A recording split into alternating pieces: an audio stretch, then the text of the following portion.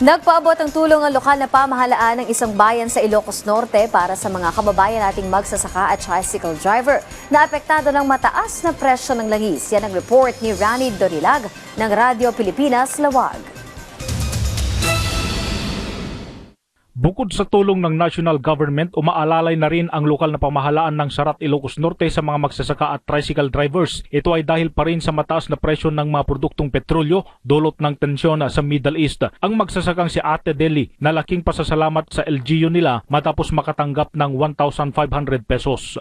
Maraming tulong po sa amin magsasaka itong ibigay na fuel subsidy dahil sa mahal ng gasolina ngayon, sir.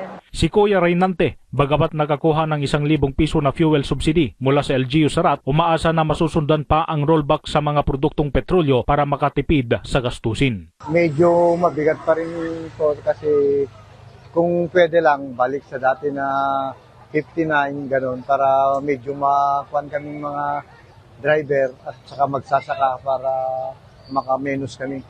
Paglilinaw naman ng lokal na pamahalaan, ang mga benepisyaryong driver na napasama sa listahan ay yung mga nakapag-renew na ng Mayor's Permit hanggang nitong Marso. Pagtitiyak pa ng LGU, hindi ito ang huling pagkakataon na magpapaabot sila ng ayuda para sa mga driver. Yung aming ginawang parameter dahil siyempre we have to reward yung mga nag-a-apply din po kaagad.